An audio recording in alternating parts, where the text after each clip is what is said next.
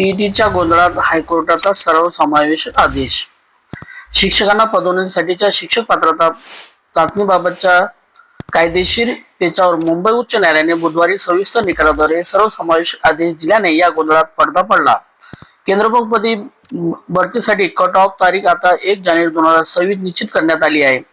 पदोन्नतीसाठी TET बंधनकारक असल्याने सर्वोच्च न्यायालयाच्या 1 सप्टेंबर 2025 रोजीच्या निकालाने स्पष्ट झाल्यानंतर राज्य सरकारने राज्यभरात केंद्रप्रमुख या पदावर पदोन्नतीसाठी 3 व 4 फेब्रुवारी रोजी मर्यादित विभागीय स्पर्धात्मक परीक्षा घेतली. राज्यभरातून 38,558 शिक्षकांनी ही परीक्षा दिली. मात्र या प्रक्रियेद्वारे सरकार महाराष्ट्र राज्य परीक्षा परिषदेच्या चुकीच्या पावलामुळे टीईटी पात्रता अनुभव व कट ऑफ डेटच्या मुद्द्यावर कायदेशीर पेच निर्माण झाला होता. त्यावर न्यायमूर्ती रवींद्र घुगे व न्यायमूर्ती अभय मंत्री यांच्या खंडपीठाने 74 पाने निकालपत्रात स्पष्टता आणली. सन 2009 मध्ये शिक्षण हक्क कायदा आल्यानंतर केंद्र सरकारने 2010 मध्ये 1ली ते 8वीच्या इयत्तामधील विद्यार्थ्यांना शिकणाऱ्या शिक्षकांना टीईटी अनिवार्य केले. त्यानंतर राज्य सरकारने 2013 मध्ये ते बंधनकारक केले.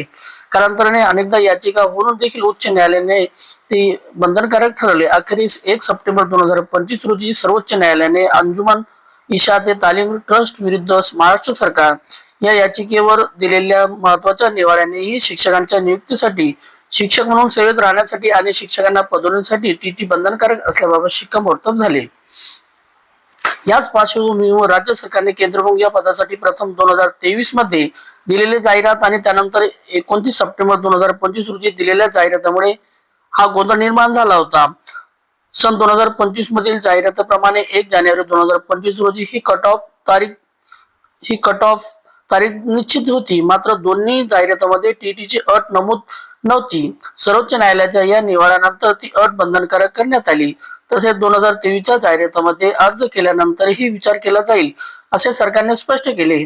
याच दरम्यान 11 सप्टेंबर 2025 रोजी टीईटी घेण्यात आली. त्या परीक्षेला बसलेले शिक्षक 3 फेब्रुवारी 2026 रोजी उत्तीर्ण झाले. या एकंदरीत परिस्थितीत 3 व 4 फेब्रुवारी 2026 रोजी केंद्रप्रमुख पदावर पदोन्नतीसाठी ही परीक्षा झाली. या सर्व पार्श्वभूमीवर राज्य सरकारने कट ऑफ तारीख 1 जानेवारी 2026 जाहीर केली होती. त्याला अनेकांनी याचिकाद्वारे आव्हान दिले होते, तर अनेकांनी त्यांच्या समर्थनास याचिका केल्या होत्या.